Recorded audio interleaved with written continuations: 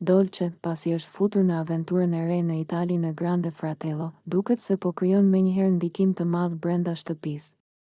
Ajo afrohet shpesh me italianin me të cilin po shoqërohet dhe lidhja e tyre po komentohet shumë si brenda shtëpisë, ashtu edhe jashtë, gjatë bisedave, lojrave dhe momenteve të afërta, duket sikur mes tyre ka një kimi të dukshme, e cila ka tërhequr vëmendjen e publikut italian.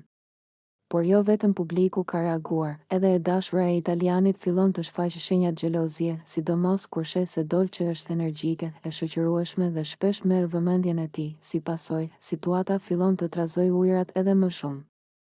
Në rrjetet sociale, shumë vajza italiane kanë nisur të komentojnë, disa me humor e disa me xhelozi, duke thënë se Dolce po hyn shumë shpejt në qendër të vëmendjes dhe po i afron djemt rreth vetes.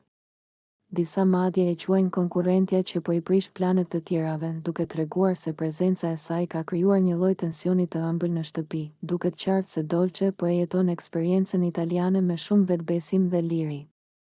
Ajo po shkëlqen, po merr vëmendje dhe pa dashur po krijon xhelozi të disa vajza, thjesht duke qenë vetvetja dhe duke u futur natyrshëm në situata që ndezin dinamika të reja në spektakël.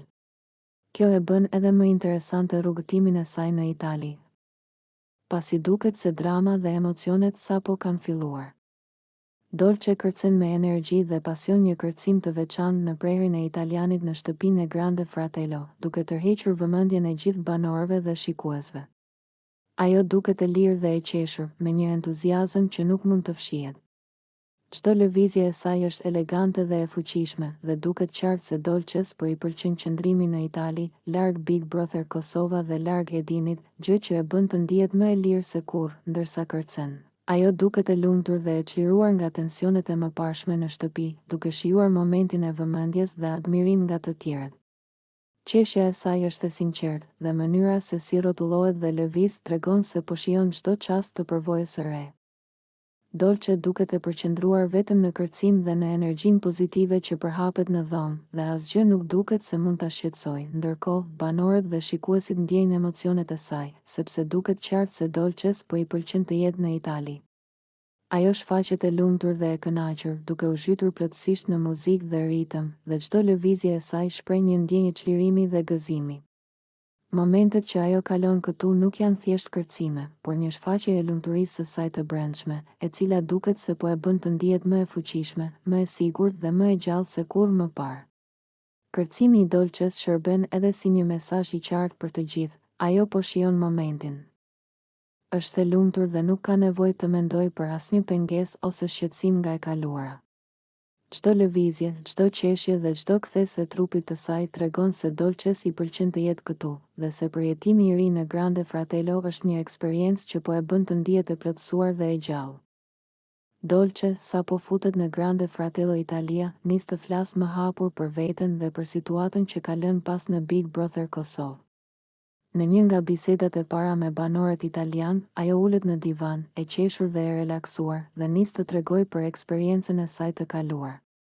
Kamera kap çdo detaj, ndërsa banorët rreth saj e dëgjojnë me kurreshtje. Unë nuk jam në një lidhje, thot Dolce me një ton të qetë dhe të sigurt. Njerëzit ndoshta mendojnë ndryshe për shkak të disa situatave që ndodhen atje. Por unë jam krejtësisht e lirë.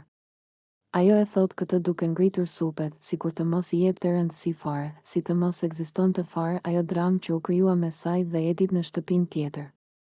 Banorët italianë pyesin më shumë, duke qenë kurioz, dhe Dolce vazhdon duke sqaruar se në BBK nuk kishte lidhje të vërtetë, se ajo dhe Edi vetëm ishin afruar, por jo në atë mënyrë që të quhej çift. Në momentin që Dolce e thot këtë, duket qartë se ajo nuk ka asnjë interes të mbajë histori të mëparshme, as të ruajë imazhin e një marrëdhënieje të supozuar.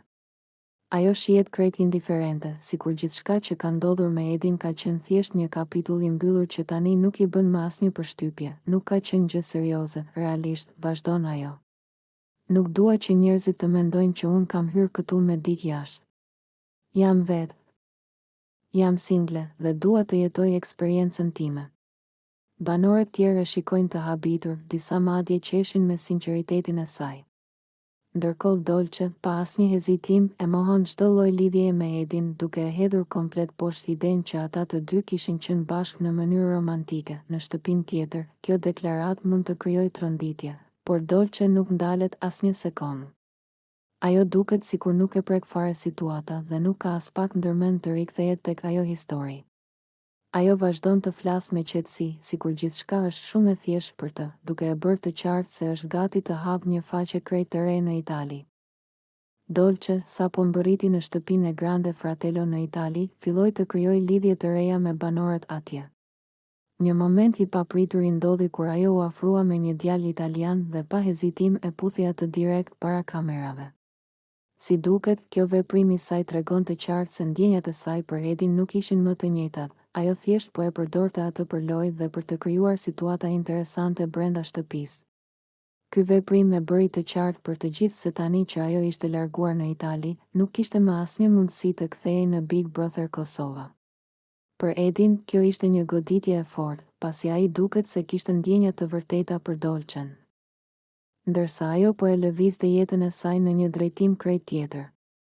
Banorët e tjerë mbetën të habitur dhe disi të shqetësuar nga strategjia e saj e papritur, duke kuptuar që Dolce tashmë po krijonte rrugën e saj për fame dhe përvojë në ambientin italian. Atmosfera brenda shtëpisë së Grande Fratello u ngroh menjëherë, sepse ky veprim i Dolces krijoi jo vetëm tension mes banorëve të rinj, por edhe një kontrast të fortë me atë që kishte lënë pas në Kosovë.